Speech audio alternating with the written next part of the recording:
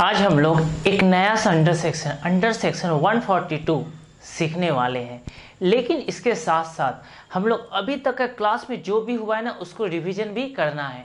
देखिए, मैं आप लोगों को एडवाइस करूंगा एटलीस्ट कंपनी ऑडिट जो चैप्टर है उसका पूरा अंडर सेक्शन याद करके एग्जाम में मेंशन कीजिए। ये एक ऐसा चैप्टर जो आपको फुल मार्क्स दिलाएगा, एक बेनिफिट। दूसरा, आपको अंडर सेक्शन हर एक चैप्टर में याद नहीं करना, सिर्फ कौन सा चैप्टर, कंपनी ऑडिट। तीसरा, स्टैंडर्ड ऑडिटिंग जो बोले थे ना वो हम लोग हर एक चैप्टर में याद करेंगे। स्टैंडर्ड ऑफ ऑडिटिंग सर क्या होता है, स्टार्ट होगा जब आपका इंट्रोडक्शन का क्लास, तब उसको बहुत ही अच्छे से देखिएगा, समझिएगा, क्योंकि उसमें बहुत कुछ नया सीखने का मौका मिलेगा। जब तक आप इंट्रोडक्शन नहीं देखेंगे ना, देखिए कंपनी ऑडिट का किसी चैप्टर से कोई कनेक्शन नहीं है, लेकिन इंट्रोडक्शन का रहेगा। फिर इसके अलावा सर कुछ क्वेश्चंस आप व्हाट्सएप पर सेंड किया करते थे, हम लोग रिप्लाई नहीं दे पाते थे। अभी हम क्वेश्चंस भी लिखेंगे, उसका रिप्लाई भी देंगे, और स्टूडेंट का छोटा छोटा डाउट था जिसका आज जवाब भी दिया जाएगा। और भी अगर आपके मन में इसके अलावा कोई डाउट बढ़ जाए तो आप मेरे को पर्सनली व्हाट्सएप कर दीजिएगा। Contact number 9883672063। चलिए शुरुआत करते हैं आज की क्लास का। सबसे पहला बात आज हम लोग सीखने वाले हैं, देखिए 139 में सीखे थे अपॉइंटमेंट, 140 में क्या कुछ सीखे थे, क्वालिफिकेशन एंड डिस्क्वालिफिकेशन। 140 नहीं, क्या हुआ था, सॉरी गलती हो गया वो।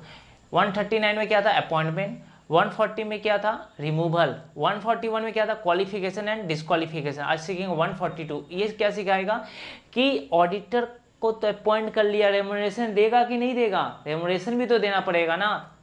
आखिर रेम्यूनरेशन मीन सर, अरे भाई जो ऑडिटर काम करेगा उसको पेमेंट कैसे करेंगे, उसके पेमेंट के लिए एक अंडर सेक्शन आया 142। पेमेंट मीन्स उसको कितना देना पड़ेगा, वो अमाउंट कौन डिसाइड करेगा, डिसाइड तो कोई करता है ना, कि सर आप अगर मेरा ऑडिटिंग कर दीजिएगा तो आपसे मेरे बीच में जो डिसीजन हुआ है ये इतना रुपया में होना चाहिए, ये जो रुपया में होना चाहिए। अलग अलग कंपनी अलग अलग रुपया देता है, वो कंपनी के साइज के ऊपर डिपेंड करता है, नेचर मीन्स कंपनी का क्या बिजनेस है उसके ऊपर डिपेंड करता है। लेकिन जो भी हो उसको कौन फिक्स करेगा, डायरेक्टर कि शेयर होल्डर, ये आज हम लोग सीखेंगे। तो देखिए सबसे पहले ना कि ऑडिटर के का कितना रेम्यूनरेशन मीन्स, देखिए जैसे सैलरी होता है ना, सैलरी इसको नहीं बोलते क्योंकि सैलरी हर एक महीना दिया जाता है, और प्लस एक ऑडिटर का अलग रिस्पेक्ट होता है, क्योंकि ऑडिटर कोई एम्प्लॉय नहीं है जो सैलरी लेगा। एम्प्लॉय है क्या ऑडिटर, नहीं, ये इंडिपेंडेंट ऑडिट करने के लिए आया भाई। जब ऑडिटर एम्प्लॉय नहीं है तो उसको हम लोग बहुत रिस्पेक्ट देते हैं, तो उसके लिए वहाँ पर क्या बोलेंगे, ऑडिटर को क्या मिलेगा, रेम्यूनरेशन। ये बात कौन से अंडर सेक्शन में कहा गया, ये बोला गया अंडर सेक्शन 142। चलिए 142 को पहले हम लोग सीखते हैं इसमें कि कैसे ऑडिटर को रेम्यूनरेशन दिया जाए। लेकिन उसके पहले हमको ये भी तो जानना पड़ेगा कि अपॉइंट कौन कौन किया था। तो याद कीजिए सबसे पहले दो पार्ट है, हाँ दो पार्ट। पहला part A, auditor, first auditor को अपॉइंट कौन करता है भाई, याद कर, तो फर्स्ट ऑडिटर को अपॉइंट कौन करता है, याद कीजिए फर्स्ट ऑडिटर को अपॉइंट। तो नॉन गवर्नमेंट कंपनी, कौन सा कंपनी, नॉन गवर्नमेंट कंपनी में, नॉन गवर्नमेंट कंपनी में अपॉइंट कौन करेगा, तो याद कीजिए, याद आएगा आपको। सबसे पहले करता है बोर्ड ऑफ डायरेक्टर्स। कौन अपॉइंट करेगा, बोर्ड ऑफ डायरेक्टर्स। कितना दिन के अंदर sir, within 13 days from the date of the registration of the company. 30 दिन के अंदर अपॉइंट करना पड़ता था, याद कीजिए। अगर ये फेल्ड हो गया ना, ये फेल्ड हो गया तो from the date of the registration से इसको कितना मिलता था, 90 दिन। किसको, शेयर होल्डर को। और कौन सा मीटिंग में, EGM, extra ordinary general meeting. क्यों, अभी तो एजीएम आने में बहुत टाइम है ना, बहुत टाइम है। यहाँ पर हम लोग 3 महीना के अंदर एक एक्स्ट्रा ऑर्डिनरी जनरल मीटिंग बुलाएंगे जिसमें अपॉइंट कर लेंगे। ठीक है सर। सर शेयर होल्डर भी नहीं किया तो लास्ट में बोले थे ना, जब कोई अपॉइंट नहीं करेगा तो सबसे लास्ट में कौन अपॉइंट करेगा, शेयर होल्डर। लेकिन सुन ले भाई, जब डायरेक्टर फेल्ड होगा, शेयर होल्डर के लिए एक्स्ट्रा ऑर्डिनरी जनरल मीटिंग नहीं बुलाया गया तो शेयर होल्डर भी अपॉइंट नहीं करेगा तो पेनाल्टी लगेगा कंपनी को। ये पेनाल्टी आपको सिखाया जाएगा अंडर सेक्शन 147 में, कंपनी को क्या पेनाल्टी चार्ज होने वाला है, इसीलिए लोग अपॉइंट करना पड़ेगा, नहीं भुगतो पेनाल्टी। ठीक है सर।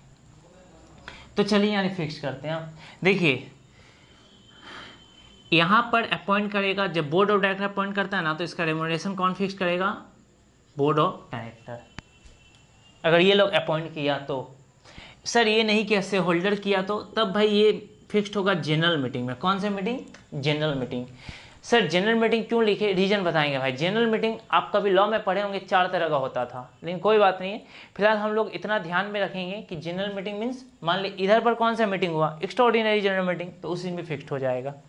हम नाम नहीं दे रहे हैं, क्यों बताएंगे आपको क्यों, कारण उसके पीछे जनरल मीटिंग में ये डिसाइड हो जाएगा। ठीक है सर। सर सेंट्रल गवर्नमेंट अगर भेजा तो अपॉइंट किया तो क्या सेंट्रल गवर्नमेंट, नहीं। एक बात बताइए, सपोज मान लीजिए कि किसी कारण बस हम लोग को घर पे ना किसी को, मतलब ऐसा बोलना नहीं चाहिए क्योंकि ऑडिटर एम्प्लॉय नहीं होता है बोलकर, लेकिन मान लीजिए कोई काम वाली का अपॉइंट करना है, या मान लीजिए कोई वर्कर चाहिए, ठीक है ना, किसी को चाहिए, तो हम लोग क्या करते हैं, किसी से रिक्वेस्ट करते हैं, बोलते हैं किसी से, लेकिन क्या रेमुनरेशन भी वही फिक्स कर देता है। सेंट्रल गवर्नमेंट बाहर का आदमी है, बाहर का मतलब सर क्यों, ठीक है भाई, तुम रूल रेगुलेशन लेके आया, ये कैसे फिक्स कर देगा भाई, ये इसके पास इतना टाइम नहीं है कि अपॉइंट, ठीक है तुम लोग नहीं अपॉइंट करने सका, हम भेज दिए। अच्छा भेजता है ना भयंकर, ऐसा ऐसा ऑडिटर नहीं है, तब अच्छा एकदम अच्छा तरीके से ऑडिट होकर रहेगा। समझ में आ गया? ठीक है सर। लेकिन फिक्स कौन करेगा, फिक्स करेगा शेयर होल्डर। कौन करेगा भाई? Share holder. कहाँ पर सर? जनरल मीटिंग, मीटिंग बुलाकर फिक्स्ड होगा। अब तुम बोलेगा सर मान लीजिए सेंट्रल गवर्नमेंट भेजा, लेकिन जनरल मीटिंग में शेयर होल्डर फिक्स नहीं कर पाया, नहीं फिक्स कर पाया, नहीं हुआ सेटलमेंट, ऑडिटर बहुत पैसा मांग रहा था, तब क्या होगा सर बताइए ना। सुन भाई, तो फिर सेंट्रल गवर्नमेंट दूसरा ऑडिटर को भेजेगा, फिर नहीं हुआ फिर किसी और को भेजेगा। लेकिन जितना सेंट्रल गवर्नमेंट को तुम हैरेसमेंट कराएगा ना, तो गवर्नमेंट भी तुमको उतना नहीं छोड़ने वाला है। क्यों? पेनाल्टी। समझ में आ रहा है? एक तो तुम अपॉइंट नहीं किया, हम भेजते हैं, तुम्हारा रेमुनरेशन नहीं फिक्स होता है, ठीक है, करवाते हैं, देख कितना अच्छा तरीके से ऑडिट, तो देख खाली अभी। समझ में आया? तो ये नौबत नहीं आता जल्दी, अगर आ गया तो समझ जाइए बहुत आफत है। लेकिन फिक्स करेगा शेयर होल्डर। ठीक सर, समझ गए।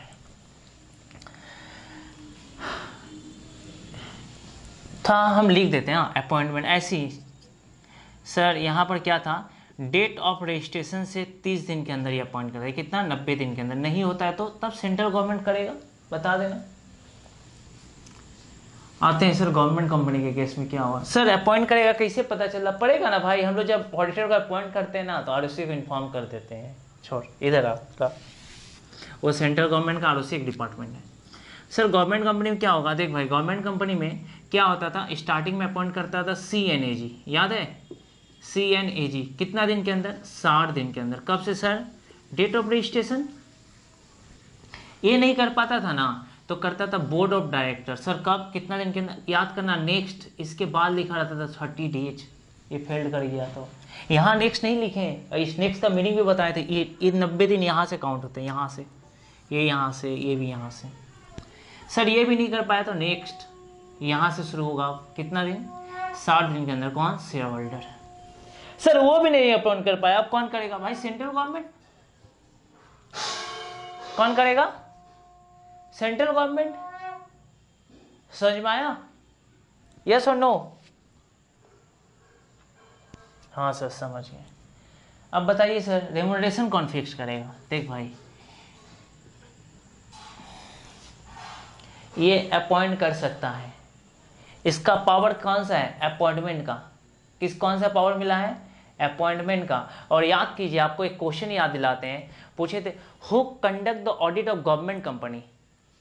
सिर्फ ऑडिटर बोलने से नहीं होगा, क्यों? ऑडिटर तो भाई ये लोग अपॉइंट करता है ना, कोई भी, अच्छा कोई भी सीए आके गवर्नमेंट कंपनी को ऑडिट कर देगा भाई, मानते chartered accountant, certificate of practice है, कोई भी सीए आके ऑडिट कर देगा? नहीं, अपॉइंटेड बाय द CNAG होना चाहिए। क्या होना चाहिए? Appointed by the CNAG। उसके बाद फेल होता है तो अलग कहानी है, फिलहाल ये आता है, और ये फेल होने देता नहीं है कभी। Appointed by the CNAG। ठीक है सर। क्या CNAG गवर्नमेंट कंपनी का ऑडिट करता है? नहीं, CNAG गवर्नमेंट कंपनी का ऑडिट नहीं करता है। CNAG करता है, जानते हैं किसका? State government, central government, local authority. ये गवर्नमेंट कंपनी के ऑडिटर को अपॉइंट करता है, appointed the auditor by CNAG। कौन भाई? ये जनरल मीटिंग में फाइनल होगा। बोर्ड ऑफ डायरेक्टर अपॉइंट किया तो board of director, share holder appoint किया तो general meeting, central government appoint किया तो जनरल मीटिंग। आशा करते हैं आप लोग को समझ में आ चुका होगा। यस और नो? पहले इसको कॉपी कीजिए अच्छा से, फिर हम और कुछ जवाब देंगे आपको। कॉपी कीजिए।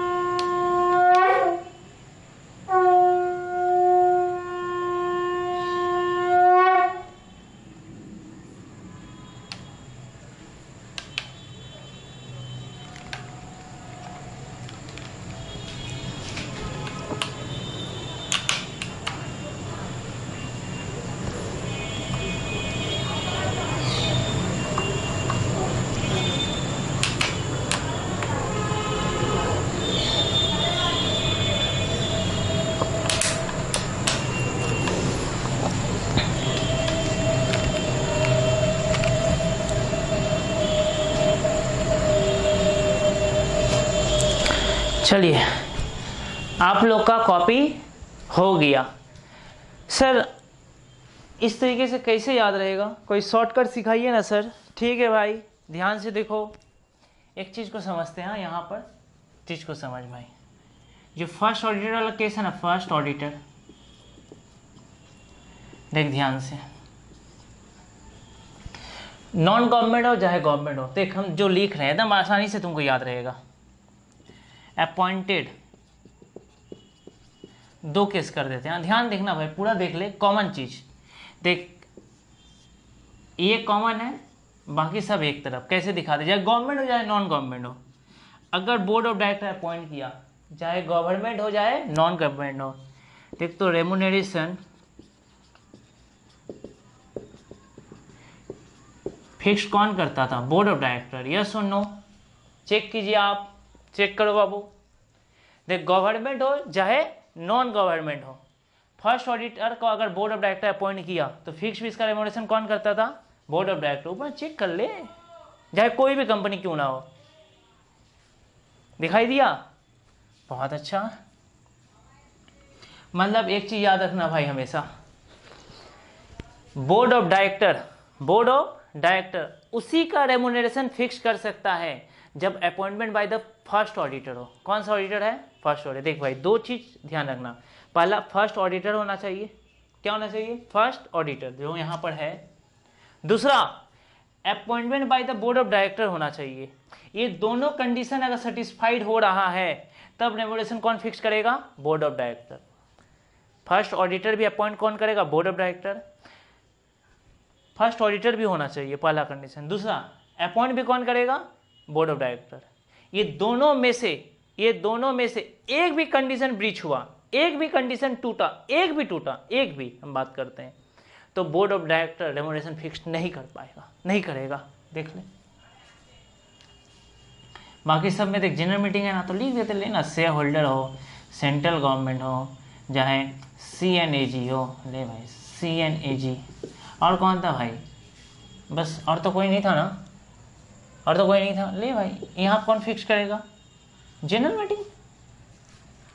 तो हम लोग आसान तरीका से याद रखेगा ना, क्यों माथा पच्ची इतना कौन करेगा, कौन है गवर्नमेंट कंपनी, कौन है नॉन गवर्नमेंट। या तो ये भी ध्यान रख ले सर, फर्स्ट ऑडिटर होना चाहिए और appointed by the board of director होना चाहिए। उस समय रेमुनरेशन कौन फिक्स करेगा? Board of director. इसमें से एक भी कंडीशन ब्रीच हो गया ना तो कहां पर रेमुनरेशन फिक्स होगा? जनरल मीटिंग में। बस हो गया, नोट करो।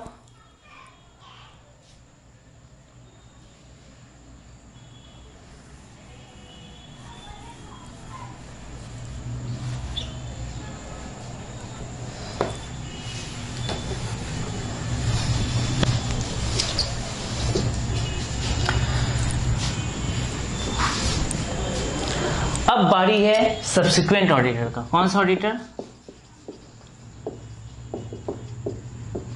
याद कीजिए श्रीमान, कैसे अपॉइंट होता था सर? नॉन गवर्नमेंट कंपनी में ना शेयर होल्डर लो अपॉइंट करता था। कौन अपॉइंट करता था? Share holder. एजीएम में, एजीएम। सर एजीएम कहाँ से आया? भाई याद कर एक बात, ध्यान से सुन मेरा बात, ध्यान से, एकदम ध्यान से तू थोड़ा याद कर। एजीएम कहाँ से आया? एजीएम का मतलब वो annual general meeting. Annual general meeting में ना दो तरह का मैटर होता था, ध्यान, हम कभी पढ़ाए होंगे भाई सर तुमको। एक होता था ना ओबी। ओबी का मतलब सर, ओबी का मतलब होता है ऑर्डिनरी बिजनेस। कौन सा बिजनेस? Ordinary business. ये सिर्फ और सिर्फ कहाँ डिस्कस होगा पता है? एजीएम में। भाई देख, मीटिंग में दो तरह का मैटर डिस्कस होता है। देख मीटिंग में क्या होगा, मान लो मीटिंग बुला के खाली बैठे रहेंगे कि कोई डिस्कशन करने के लिए बुलाए हैं, उसको नोटिस वोटिस भेजेंगे होंगे ना, जो नोटिस भेजे होंगे उसमें क्या मैटर डिस्कस होगा? एजेंडा बनाकर भेजना पड़ता है, एजेंडा, झंडा नहीं, एजेंडा। तो दो तरह का होता है भाई, एक होता है ऑर्डिनरी बिजनेस, एक होता है ना एसबी। एसबी का मतलब सर, एसबी का मतलब होता है बाबू स्पेशल बिजनेस। सर ये क्या है? देख भाई, ओडी में ना अड्डा आता था। क्या आता था? अड्डा। सर ये अड्डा क्या है? अड्डा सिर्फ डिस्कस कहाँ होगा? एजीएम में होगा। सिर्फ कहाँ होगा? एजीएम में, मतलब ऑर्डिनरी बिजनेस है। अपार्ट फ्रॉम अड्डा और rest all the business are special business. Special business किसी भी मीटिंग में डिस्कस हो सकता था, किसी भी मीटिंग में, लेकिन अड्डा सिर्फ कहाँ डिस्कस होता था? एनुअल जनरल मीटिंग में। सर याद दिलाइए, ए से क्या होता? ए से होता था एनुअल अकाउंट्स। याद कर भाई, लिखते नहीं है, याद है। एनुअल अकाउंट्स, एनुअल रिपोर्ट, ये सब आता था ऑर्डिनरी बिजनेस में, जो साल भर में अकाउंट बना। डी से डिक्लेरेशन ऑफ डिविडेंड। डी से appointment of director in case of retirement में, मतलब डायरेक्टर्स के लिए था। इस ए से क्या था? अपॉइंटमेंट ऑफ ऑडिटर, ऑडिटर का अपॉइंटमेंट। एंड फिक्सेशन, फिक्स्ड होता था, of their remuneration, of their remuneration. मतलब सर ऑडिटर अपॉइंट होगा, उसका सैलरी कितना होगा, मतलब रेम्युनरेशन कितना होगा, फिक्स कौन सा मीटिंग में होता है? ये होता है भाई एनुअल जनरल मीटिंग में। समझ में आया आपको? पहले होता है, इतना याद आया। ये बात कौन बोलता है? ये बोलता है अड्डा। अड्डा ये सिर्फ एजीएम में डिस्कस होगा। अब तुम पूछेगा सर आप जब बोले ऑडिटर अपॉइंट होता है एनुअल जनरल मीटिंग में, बताएं ना, बताएं तो आप याद कीजिए, फर्स्ट ऑडिटर को आप कहाँ अपॉइंट कर दिए थे? फर्स्ट ऑडिटर को कहाँ पर अपॉइंट किए थे? थोड़ा याद कीजिए सर, जब इतना ज्ञान दे रहे हैं तो। हम बोले भाई फर्स्ट ऑडिटर का, जब हम तुमको बात बोले ना, फर्स्ट ऑडिटर को हम अपॉइंट कर दिए थे ईजीएम में। ईजीएम क्योंकि भाई पता, जब तक ईजीएम बुलाया जाएगा तब तो हम वेट नहीं कर सकते थे, तब तो हमको एक ऑडिटर का जरूरत पड़ता है कंपनी को, इसलिए कंपनी वाला तुम एजीएम तक बुला के अपॉइंट कर सकता है। अगर बोर्ड ऑफ डायरेक्टर अपॉइंट नहीं कर रहा है तो तुम एजीएम में बुला के अपॉइंट कर लो। ये एक्सेप्शन था, एक्सेप्शन, अपवाद। या कैजुअल वैकेंसी हो गया, पढ़ा होगा भाई कभी, कैजुअल वैकेंसी याद है ना? कैजुअल वैकेंसी पढ़ा है कभी? कैजुअल वैकेंसी, हाँ सर पढ़े हैं भाई। कैजुअल वैकेंसी अगर हो गया तब क्या करना पड़ता है? एजीएम, क्योंकि भाई अगर ऑडिटर नहीं, हमको इमरजेंसी केस में तो अपॉइंट करना पड़ेगा ना, इसलिए एजीएम बुलाना पड़ता था। इसलिए बोल दिए कि एजीएम में बुलाकर, एजीएम बुलाकर अपॉइंट कर लो। लेकिन नॉर्मली कोई पूछे ऑडिटर कहाँ अपॉइंट होता है, तो एनुअल जनरल मीटिंग में अपॉइंट होता है। इसीलिए हम वहाँ पर ना भाई जानबूझकर remuneration fixed by general meeting लिख रहे थे, एजीएम या ईजीएम नहीं लिख रहे थे, नहीं तो फिर गलत हो जाता।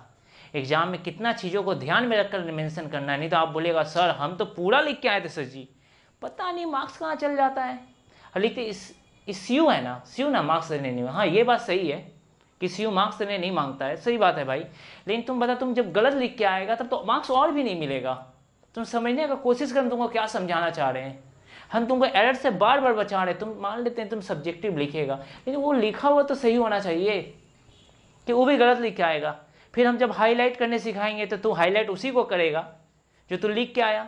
अब तू गलत लिखे, गलत चीज़ को हाईलाइट करेगा तो मार्क्स कहाँ मिलने की जगह और डिडक्ट हो जाएगा। ठीक है सर, चलिए आगे बढ़िए। बोला सर शेयर होल्डर्स, इधर कौन होता था गवर्नमेंट कंपनी में? From the date of commencement of the financial year से लेके 180 दिन के अंदर अपॉइंट करना पड़ता था। याद कर, कौन करता था? CN AG, ठीक है, इसका भी 2 पार्ट कर दें। याद आया तुम लोगों को? 180 दिन के अंदर CNAG अपॉइंट करता था, याद आया कुछ? ठीक है सर, तो रेम्यूनरेशन कौन फिक्स करेगा? हम बोले भाई 2 कंडीशन चेक करेंगे, पहला तो फर्स्ट ऑडिटर होना चाहिए, दूसरा appointed by the board of director होना चाहिए। ये दोनों कंडीशन जब साथ में आएगा ना, तब board of director remuneration fix करेगा। अदरवाइज कोई भी स्थिति आ जाए, कोई भी सिचुएशन आ जाए, जनरल मीटिंग में फिक्स होगा। जनरल मीटिंग, फर्स्ट ऑडिटर है नहीं ना, तब तो आगे देखने का भी जरूरत नहीं, लिख दे जनरल मीटिंग। अच्छा सर ऐसा क्या? मतलब हाँ है सर। आते हैं कैजुअल वैकेंसी में। ले भाई आ जा, तुम बेकार हमको तंग कर रहा है। कैजुअल वैकेंसी में क्या कभी फर्स्ट ऑडिटर अपॉइंट होगा? कोई तो ऑडिटर छोड़ के गया तब ना कैजुअल वैकेंसी आया। मतलब सर वो भी किस में काउंट हो जाता है? सब्सिक्वेंट में। फिर भी तुम्हारा बात हम सुन लेते हैं भाई, तुम्हारा बात हम सुन ले रहे हैं, तुम्हारा बात सुनने के लिए हम लिख रहे हैं ये सब। नॉन गवर्नमेंट कंपनियाँ, ये है गवर्नमेंट कंपनी, ठीक है। चल तुम्हारा बात सुनने के लिए। यहाँ सर 2 सिचुएशन था, याद कर भाई, याद कर 2 था। एक था रेजिग्नेशन, एक था अदर देन रेजिग्नेशन। तो एक सिचुएशन है बोर्ड ऑफ डायरेक्टर। सर इसमें ना रेजिग्नेशन वाले में, चल इधर आता था शेयर होल्डर, ठीक है छोड़। इधर सर CNAG 60 दिन के अंदर अपॉइंट करता था। ये नहीं कर पाएगा तब कौन? Board of director. कितना दिन के अंदर? 30 दिन के अंदर। हम बताए थे अंडर सेक्शन 139 में अपॉइंटमेंट का जहां जहां बोर्ड ऑफ डायरेक्टर दिखेगा, कहीं भी दिखेगा बोर्ड ऑफ डायरेक्टर, हमेशा 30 दिन रहेगा। कितना दिन रहेगा? 30 दिन के अंदर अपॉइंट करना पड़ता है। ठीक है सर, यहाँ बताइए रेम्यूनरेशन कौन देगा? यहाँ देगा भाई, ये फर्स्ट ऑडिटर था क्या? नहीं ना, बस जनरल मीटिंग में डिसाइड होगा ये। हाँ भाई जनरल मीटिंग, ये भी जनरल मीटिंग, ये भी सर जनरल मीटिंग। ले अब इसको और इजी कर देते हैं सर। और इजी कैसे होगा? होगा भाई इजी होगा, देख कैसे होगा। ये सब तो तुमको याद था।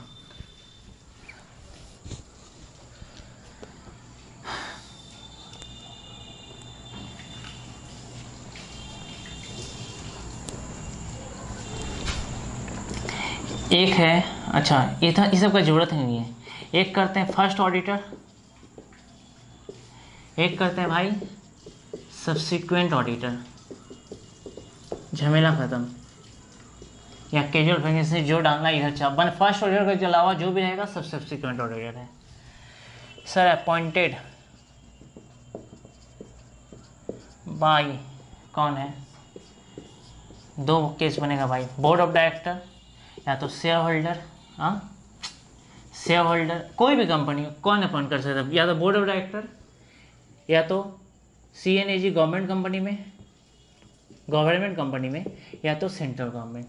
सब्सिक्वेंट में भी सर ऐसा ही आएगा, बोर्ड ऑफ डायरेक्टर या तो शेयर होल्डर या तो CNAG या तो सेंट्रल गवर्नमेंट। ऐसा ही होगा ना भाई, और तो कुछ नहीं बनेगा, ऐसा ही होगा ना। ठीक है, रेम्यूनरेशन फिक्स बाय, सर यहाँ फर्स्ट ऑडिटर भी है, appointed by the board of director भी है, इसलिए यहाँ पर रेम्यूनरेशन कौन देगा? बोर्ड ऑफ डायरेक्टर देगा। लेकिन इसके अलावा कहीं भी एक फर्स्ट ऑडिटर तो है लेकिन बोर्ड ऑफ डायरेक्टर नहीं है, इसलिए कहाँ? General meeting. Board of director तो है लेकिन फर्स्ट ऑडिटर नहीं है, तो 2 में से एक भी कंडीशन ब्रीच होगा तो कहाँ रेम्यूनरेशन फिक्स होगा? जनरल मीटिंग में।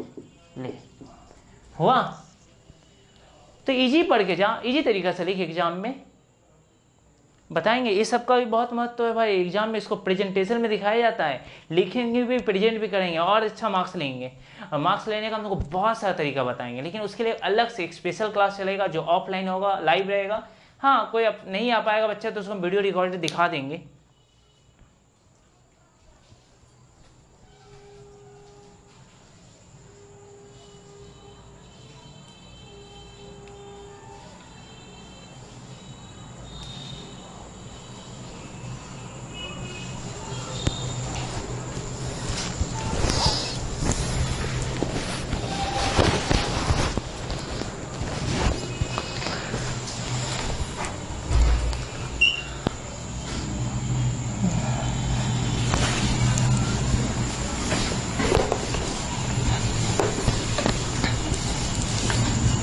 चलो आज हम लोग एक नया अंडर सेक्शन सीखें। अंडर सेक्शन कौन सा? 142, जो ऑडिटर के रेम्युनरेशन को फिक्स करता है कि ऑडिटर को रेम्युनरेशन कैसे फिक्स किया जाएगा। अब स्टार्ट करते हैं हम लोग रिवीजन। और रिवीजन सिर्फ ऐसा नहीं है भाई, जो पॉइंट तुम लोग का डाउट बच गया था वो डाउट भी इस रिवीजन में कंप्लीट किया जाएगा, क्योंकि इसका बहुत ज़रूरत है। तुम बता, सबसे पहले स्टार्ट कौन सा अंडर सेक्शन से हुआ था? Under section 139।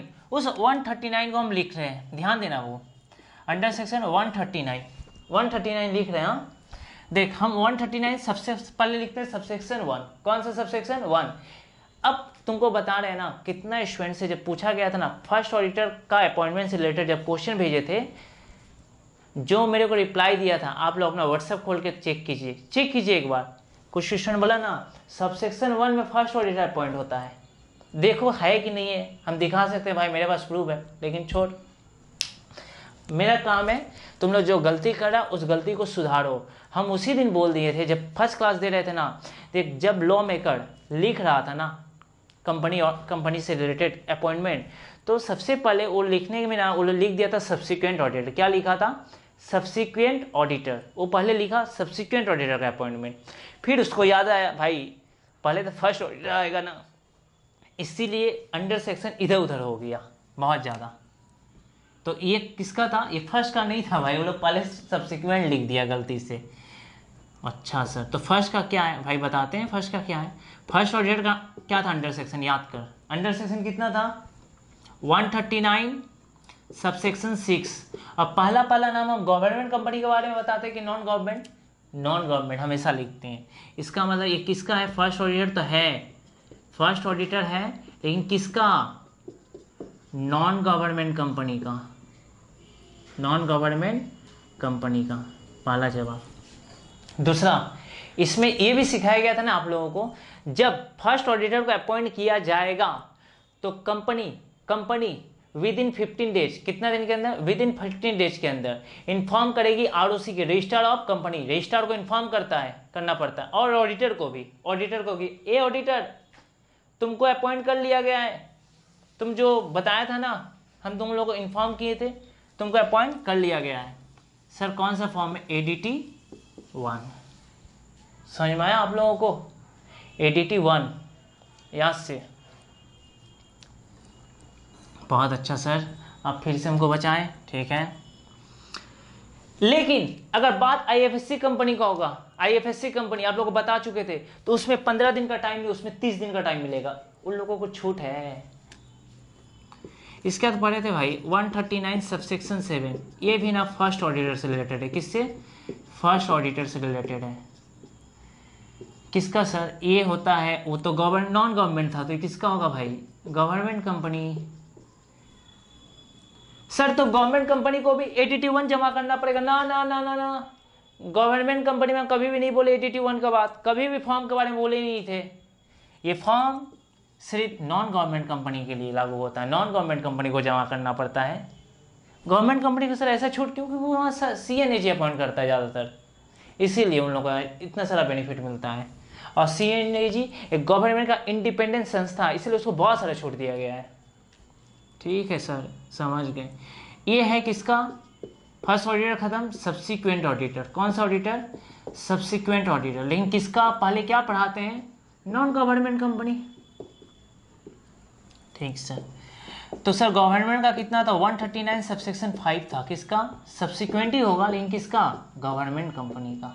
और एक चीज़ याद रख लेना, बता, जब भी तू किसी ऑडिटर को अपॉइंट करना चाहता है, अपॉइंटमेंट का बात आएगा, हम अपना मन से नाम पुकार देंगे कि हम लोग इस ऑडिटर को अपॉइंट कर लिए, कि पहले ऑडिटर से उसका विलिंगनेस लेंगे। विलिंगनेस नहीं आ जाएगा ना, ए ऑडिटर तो मेरा कंपनी में क्या ऑडिट करने के लिए इंटरेस्टेड है, इच्छुक हैं क्या आप मेरा कंपनी का ऑडिट करना चाहते हैं क्या? मेरा कंपनी का ऑडिट कर दीजिएगा प्लीज़। अपना विलिंगनेस, अपना कंसर्न दीजिए हमें एक लेटर में, प्रपत्र में लिख कर, कि ताकि मेरे पास एक रिटन एविडेंस रहे और मैं आपका नाम मीटिंग में, चाहे बोर्ड मीटिंग हो, चाहे शेयर होल्डर्स का मीटिंग हो, मीन्स जनरल मीटिंग, वहाँ पर डिस्कस कर पाऊँ। नहीं तो मैं भाई मीटिंग में मान ले पास हो गया किसी का नाम, हम उससे पूछे ही नहीं, अब वो तो ना कर देगा, ना भी कर सकता है ना। तो पहले ऑडिटर से उसका कंसर्न ले लो, उसका विलिंगनेस ले लो, उसका इच्छा को ले लो रिटर्न तौर पर। उसके बाद और सुन लो, जब ऑडिटर का विलिंगनेस लेगा ना, रिटर्न तौर पर ये भी लिखवा लेना ए ऑडिटर तो कहीं अंडर सेक्शन 141, कौन सा अंडर सेक्शन 141 में डिस्क्वालीफाइड तो नहीं है, डिस्क्वालिफिकेशन पढ़ाया गया होगा आपको, डिस्क्वालीफाइड तो नहीं है, तभी आपको ऑडिटर अपॉइंट किया जाएगा। क्योंकि मुझे नहीं पता, हम तो आपके पीछे इतना सारा चीज़ क्या क्या होता है डिस्क्वालिफिकेशन, हम तो उतना ध्यान नहीं रखेंगे। आप ऑडिटर हैं, आपको अच्छा पता है, इसलिए आप रिटर्न तौर पे दीजिए, क्योंकि आप अगर झूठ बोलिएगा तो सजा आपको मिलेगा, मेरे को नहीं मिलेगा, या आपको लीक कर देना पड़ेगा। आप अंडर सेक्शन 141 में डिस्क्वालीफाइड तो नहीं है, तब हम लोग मीटिंग में डिस्कस करेंगे कि ऑडिटर अपॉइंट किया जाए कि नहीं किया जाए। ठीक है सर, बहुत अच्छा। इसके बाद सर एक अंडर सेक्शन हुआ था 139 सब सेक्शन 8, ये किसका था? ये था भाई casual vacancy. Sir casual vacancy मतलब, हाँ भाई कैजुअल वैकेंसी में 2 केस आता था, एक था नॉन गवर्नमेंट कंपनी, एक है भाई गवर्नमेंट कंपनी। सर क्या होता है इसमें, देख गवर्नमेंट कंपनी रहेगा ना तो कोई माथापच्ची करने का जरूरत नहीं है। यहाँ पर कौन अपॉइंट करता है? CNAG। कितना दिन के अंदर? 60 दिन के अंदर। अगर 60 दिन के अंदर फेल हो गया तो कौन अपॉइंट करेगा? Board of director. कितना दिन के अंदर? 30 दिन के अंदर। कुछ भी हो जाए, यहाँ माथापच्ची मत करना। लेकिन जब नॉन गवर्नमेंट कंपनी का बात आएगा ना तो चेक करना पड़ेगा कि रेजिग्नेशन वाला तो केस नहीं ना है कहीं पर। रेजिग्नेशन का मतलब देख, कैजुअल वैकेंसी का मतलब होता है हे भगवान मेरा ऑडिटर मेरे को छोड़कर चला गया, या तो दुनिया से या तो कंपनी से।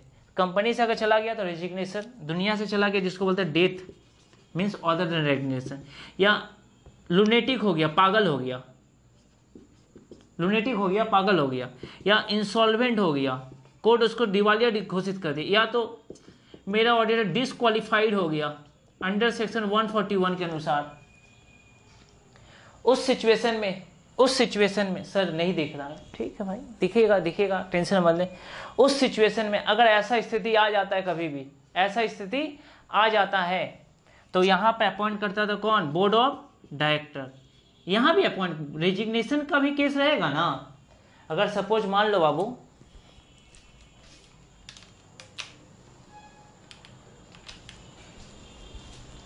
अगर सपोज केस रेजिग्नेशन का भी रहा, किसका केस रहा? रेजिग्नेशन का रहा, तब भी अपॉइंट करेगा बोर्ड ऑफ डायरेक्टर। लेकिन अप्रूवल भी लेना पड़ेगा, approve from the share holder with in 3 month.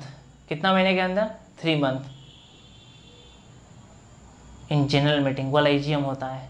Low approval, बताना रीजन, काहे ऑडिटर छोड़ के चला गया, रिजाइन क्यों दिया। अगर रिजाइन तुम लोग दबाव डाला था उस अपने फ्रॉड को छुपाने के लिए, तब तो उसका हो सकता है डायरेक्टर जो अपॉइंट किया होगा ना ऑडिटर, उसको रिजेक्ट कर दे, वो लोग दूसरा ऑडिटर को अपॉइंट करे। बोला नहीं, तेरे कारण से रिजाइन हुआ है, ऑडिटर देखे गया, ऑडिटर नहीं निकलेगा, तुम डायरेक्टर लोगों को निकाला जाएगा कंपनी से। हम उसी ऑडिटर को जो छोड़ तुम्हारे दबाव के कारण गया था ना, उसी को रिक्वेस्ट करेंगे, रीअपॉइंट करेंगे या किसी और का अपॉइंट करेंगे, लेकिन तुम्हारा दिया हुआ ऑडिटर भी अपॉइंट नहीं करेंगे और तुमको अब कंपनी से निकालेंगे। तुमको निकलना पड़ेगा डायरेक्टर। दूध में से मक्खी की तरह निकाल भी गई। हाँ ये पॉसिबल है, डायरेक्टर को निकाला जा सकता है। सर समझ में आ गया सर। लेकिन मान ले डायरेक्टर बताता है उसका हेल्थ इशू आ गया, भाई पगला नहीं हुआ, पगला होता तो हम ही लोग अपॉइंट कर लेते, आपको से अप्रूवल क्यों लेते। वो बोला सर उसका हेल्थ इशू आ गया, मतलब वो इतना टाइम नहीं देने सक रहा, उसको इशू हो रहा है भाई, शारीरिक समस्या आ गया। तो कोई वैलिड रीजन है, कोई अगर वैलिड रीजन है तब डायरेक्टर लोग को शेयर होल्डर तंग नहीं करे। बोला हाँ ठीक है डन। सर ये तो अच्छा बताओ, अभी हम तुम लोगों को पढ़ा रहे हैं कि रिवीजन हो रहा है? अभी पढ़ाया जा रहा है बाबू आप लोगों को कि रिवीजन चल रहा है, रिवीजन है ना। तो रिवीजन सिर्फ मेरा है कि आपका है? तो आप लोगों को बोले थे कि पढ़ के वीडियो देखिएगा, आप लोग ऐसा किए नहीं किए, आप लोग को बोले लेकिन आप ऐसा नहीं किए। कोई बात नहीं, गलती मेरा ही है, नहीं सुना जाता है। जो तो ही दोष नंदरी घोष, वही हालत है भाई हमारा। दोस्त किसी का भी रहे लेकिन जिम्मेदार हम होंगे। रिजल्ट खराब होगा दुख हमको लगेगा, आपको पता नहीं है। आप जब इंट्रोडक्शन का क्लास कीजिएगा ना तब आपको समझ में आएगा कितना चीज़, फ्रॉड का मतलब क्या होता है, एरर्स का मतलब क्या होता है, आपको डिफाइन किया जाएगा। देखिए इंट्रोडक्शन का सेकेंड क्लास कि फ्रॉड क्या होता है, एरर्स क्या होता है, दोनों अलग अलग चीज़ है। इतना बहुत कुछ सीखना है भाई अभी आप लोगों को। ठीक है सर, मतलब 139 लिख रहे हैं ना बाबू, अंडर सेक्शन 139 सबसेक्शन 1 हुआ, सबसेक्शन 5 हुआ, सबसेक्शन 6 हुआ, सबसेक्शन 7 हुआ, सबसेक्शन 8 हो गया। ठीक है सर, एक था भाई अंडर सेक्शन 139 सबसेक्शन 2, याद कीजिए सर ये किसके ऊपर था, ये था भाई रोटेशन। याद आ रहा है, रोटेशन के बारे में बोले थे। 4 कंडीशन है, 4 कंडीशन है। अगर कोई लिस्टेड कंपनी है तो उसके ऊपर रोटेशन का रूल लागू है। रोटेशन का मतलब सर देख भाई, रोटेशन का मतलब होता है ना, रोटेशन का मतलब होता है जैसे कि एक ऑडिटर लगातार कितना साल ऑडिट कर सकता है, 5 साल, 5 ईयर लगातार कितना साल, 5 साल। ठीक है सर, फिर इसको रीअपॉइंट नहीं कर सकते यहाँ पर ना। इसके बाद क्या लग जाएगा, कूलिंग पीरियड।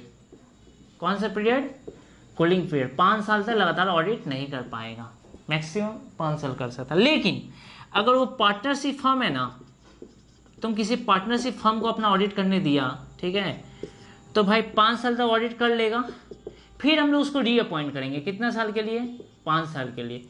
फिर उसके बाद क्या लगेगा, कूलिंग पीरियड। मतलब सर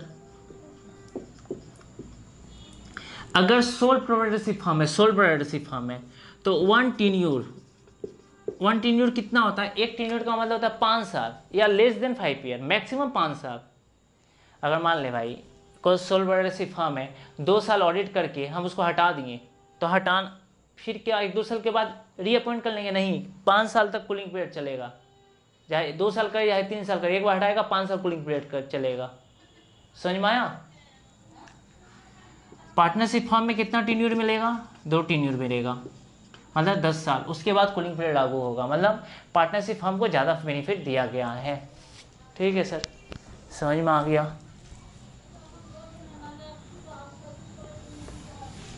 अब ध्यान से सुनो मेरा बात को। लेकिन ये रोटेशन का रूल हर एक कंपनी के ऊपर लागू नहीं होता। कौन कौन से कंपनी के ऊपर लागू होता है, पहला कंपनी लिस्टेड कंपनी, या तो अनलिस्टेड प्राइवेट कंपनी। देख भाई, लिस्टेड कोई भी रहेगा उसके ऊपर रोटेशन का रूल लागू होगा, ध्यान से। लिस्टेड में प्राइवेट हो चाहे पब्लिक कंपनी हो, चाहे प्राइवेट कंपनी हो चाहे पब्लिक कंपनी, उसके ऊपर रोटेशन का रूल लागू होगा। लेकिन अगर पब्लिक कंपनी, कौन सा public company sir, public company means देख भाई, पब्लिक कंपनी का मतलब होता है ना अनलिस्टेड अगर पब्लिक कंपनी है जिसका स्टॉक या कोई भी सिक्योरिटीज स्टॉक एक्सचेंज में परचेज सेल नहीं होता, वैसे लोगों के ऊपर पेड अप शेयर कैपिटल कम से कम 10 करोड़ होगा, तब ये रूल लागू होगा रोटेशन का। अगर अनलिस्टेड प्राइवेट कंपनी तो कम से कम 20 करोड़ होगा तब ये रूल लागू होगा। 20 करोड़ पहले था, अब अमेंडमेंट आ गया, बगल में अमेंडमेंट, पहले लिखेंगे 50 करोड़, उसके बाद लिखेंगे बिफोर अमेंडमेंट कितना था, 20 करोड़। मतलब सर अगर अनलिस्टेड प्राइवेट कंपनी है तो 50 crore minimum paid up share capital होगा, तब रोटेशन का रूल लागू होगा, नहीं तो अप्लीकेबल होने वाला नहीं है। लेकिन चाहे प्राइवेट हो चाहे पब्लिक हो, अनलिस्टेड कंपनी कोई भी, चाहे प्राइवेट हो चाहे पब्लिक हो, अनलिस्टेड, अगर लोन 50 करोड़ से तक पहुंच चुका है, मिनिमम कितना पहुंच गया, 50 करोड़, तब इन लोगों पर रोटेशन का रूल लागू हो जाता है। 4 रूल बताएं भाई, एक लिस्टेड कंपनी, दूसरा अनलिस्टेड प्राइवेट कंपनी, तीसरा अनलिस्टेड पब्लिक कंपनी, एक चाहे इन दोनों में से ऊपर में से कोई भी हो, अगर लोन कितना क्रॉस हो जाए, 50 लाख से ज़्यादा। 4 कंडीशन बताएं। लेकिन सुन लो, ये 4 का 4 कंडीशन 4 कंपनी के ऊपर लागू नहीं होता। ये 4 का 4 कंडीशन 4 कंपनी के ऊपर लागू नहीं होता, मतलब रोटेशन का रूल 4 कंपनी को अप्लीकेबल नहीं है। कौन कौन सा, 1% company, small company, government company और IFSC कंपनी लागू नहीं होगा। कुछ भी हो जाए, वो लिस्टेड हो अनलिस्टेड हो कुछ भी हो, ये 4 कंपनी के ऊपर, private public IFSC 1% company, small company, government company and IFSC company, इन चारों के ऊपर रोटेशन का रूल लागू नहीं होगा। सर अंडर सेक्शन 139 सबसेक्शन 2 भी क्लियर हो गया, बहुत अच्छा सर। और रेडी रहिएगा व्हाट्सएप पर, क्वेश्चन जल्दी आने वाला है। प्राइज भी मिलेगा, जैसा कि हम हर एक बैच में बोलते हैं। मतलब सर 1 2 5 3 4 अभी बाकी है भाई, 3 4 बाद में पढ़ाएंगे। 6 हो गया, 7 हो गया, 8 हो गया। वरना सर क्या बाकी है? 139 सबसेक्शन 3 4, फिर 8 हो गया, 9 10 11 11 या 12 तक है ऐसे ही, तो हम लोग करेंगे, उससे ज़्यादा नहीं है। इसके बाद पढ़े थे 140, कौन सा? 140 याद है आप लोगों को? 140 ये किसके ऊपर था सर? ये था बाबू, पहले ऑडिटर को अपॉइंट करते, फिर इसको क्या कहते हैं? रिमूव करते हैं, रिमूवल ऑफ ऑडिटर। सर इसमें क्या होता था? इसमें बोले ना, जो गवर्नमेंट कंपनी चाहे नॉन गवर्नमेंट कंपनी, याद आ रहा है ऐसा कुछ? याद आ रहा है सारा कंडीशन? तो बता दो, याद आ रहा है तो। कितना दिन के अंदर बोर्ड मीटिंग में BR8 BM पास करना पड़ता है? बता, कितना दिन के अंदर बोर्ड मीटिंग में BR8 BM पास करना पड़ता है? याद आ रहा है? बता, लिख कर रखा है ना? कितना दिन के अंदर? हाँ कितना? 30 डेज।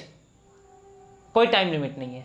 30 डेज क्या था आपको पता है? देखिए यही होता है, अच्छा तरीके से प्रोविजन को नहीं पढ़िएगा तो दिक्कत आपको होगा, मेरे को नहीं होगा, आपको फेस करना पड़ेगा। क्या था प्रोविजन? प्रोविजन ये था बाबू, चाहे गवर्नमेंट कंपनी हो चाहे नॉन गवर्नमेंट कंपनी हो, सबसे पहले आराम से BR मीन्स बोर्ड रिजोल्यूशन। क्या होता है सर? कुछ नहीं भाई, जैसे OR होता है ना, ऑर्डिनरी रिजोल्यूशन, उसी तरीके से मान ले मोर देन 50% मेजोरिटी को बोलते हैं, हाँ, आधा से एक ज़्यादा 8 BM पास करना पड़ता है। पहले क्या? BR8 BM। उसके बाद ये कितना दिन में? कोई कंडीशन नहीं, ये तुम भाई जब तेरा मन करे तब पास कर लेना, जब तेरा मन तब तू पास कर लेना। लेकिन पास करने से 30 दिन के अंदर, विद इन 30 डेज के अंदर सेंट्रल गवर्नमेंट को फॉर्म नंबर ADT 2 में, चाहे गवर्नमेंट कंपनी हो चाहे नॉन गवर्नमेंट कंपनी हो, इन्फॉर्म करना पड़ेगा आप सभी को। क्यों? अब बात सिर्फ CNAG का नहीं है, अब बात है ऑडिटर को निकालने का। ऑडिटर को इज्जत मिलेगा कि नहीं मिलेगा? इज्जत मिलेगा। ऑडिटर कोई मक्खी नहीं कि उसके दूध में से निकाल भी गई, ऑडिटर है तो इज्जत मिलेगा। क्वालिफाइड चार्टर्ड अकाउंटेंट है भाई, इज्जत दिया जाएगा, चाहे गवर्नमेंट कंपनी में चाहे नॉन गवर्नमेंट कंपनी हो। आप अगर ऑडिटर को निकाल लेना, जाओ बाबू जाओ, सेंट्रल गवर्नमेंट से अप्रूवल लेके आओ। 30 दिन के अंदर किसको इन्फॉर्म करेगा? सेंट्रल गवर्नमेंट को, ADT 2 में। और सेंट्रल गवर्नमेंट कितना दिन के अंदर अप्रूवल दे देता था? कितना दिन के अंदर? क्या? कोई टाइम लिमिट नहीं है। जो लोग 60 दिन बोल रहे हैं उल्टा पुल्टा मारेंगे, हम नहीं मार सकते ना, यहाँ से खुद को मारो, खुद को एक झापड़ लगाओ तो, नहीं तो अपने मम्मी पापा को बोलो, पेरेंट्स को, कि एक झापड़ लगाए तुमको। क्यों? सुन भाई सुन, कोई टाइम लिमिट नहीं है कि सेंट्रल गवर्नमेंट कब अप्रूवल देगा, कभी भी दे सकता है भाई, 2 दिन में भी दे सकता है, 2 साल में भी दे सकता है, कभी भी दे सकता है, कोई टाइम लिमिट नहीं, नो टाइम लिमिट बोला। लेकिन जिस दिन अप्रूवल मिलेगा वहां से लेकर 60 दिन के अंदर, कितना दिन के अंदर अप्रूवल कब मिलेगा कोई ठीक ठिकाना नहीं है। लेकिन जिस दिन अप्रूवल मिलेगा वहां से लेकर 60 दिन के अंदर आपको एक सभा बुलाना पड़ेगा। सभा बुलाइए, जनरल मीटिंग बुलाइए, बोल सकता है एक्स्ट्रा ऑर्डिनरी जनरल मीटिंग, सभा बुलाइए जनरल मीटिंग को। और वहां पर ना जनरल मीटिंग में कौन रहता है?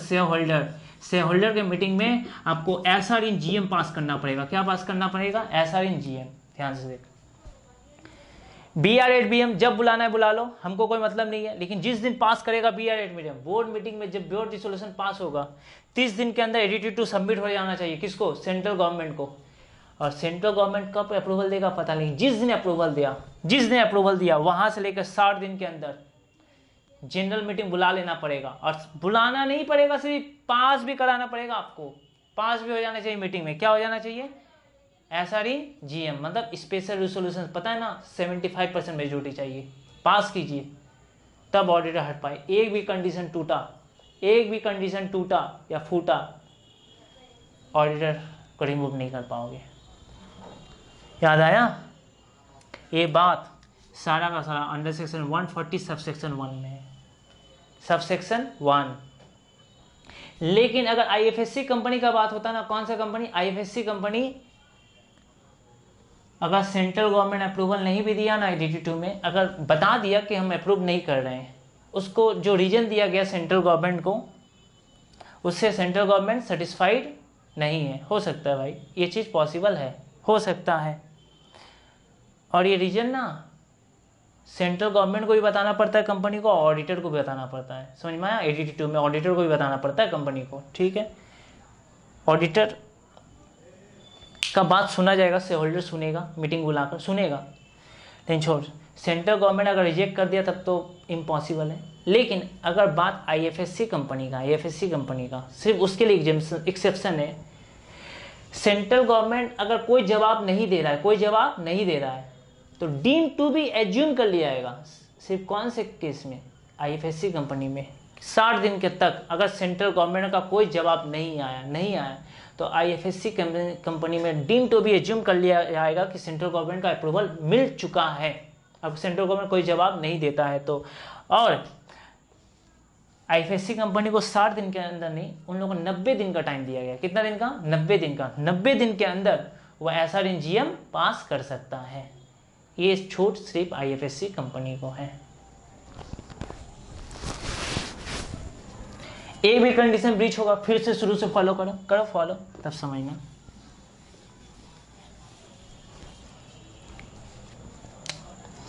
अब है भाई एक अंडर सेक्शन 140 सब सेक्शन 2, ये किसके लिए बना सर, ये भाई रेजिग्नेशन का।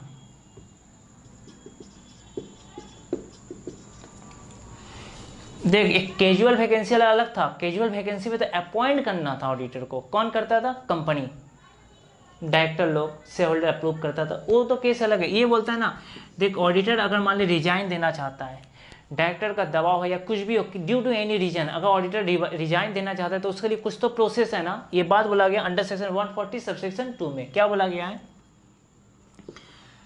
अंडर सेक्शन 140 सब सेक्शन 2 में बोला गया, अगर है नॉन गवर्नमेंट कंपनी, तब ऑडिटर तुम एडीटी 3 फिलअप करो। कौन सा फॉर्म, एडीटी 3, कब से, from the date of resignation से, जब से तुम रिजाइन दिया है या नहीं काम करना चाहता है, वहाँ से लेकर 30 दिन के अंदर, विद इन 30 डेज के अंदर आपको ये फॉर्म कंपनी को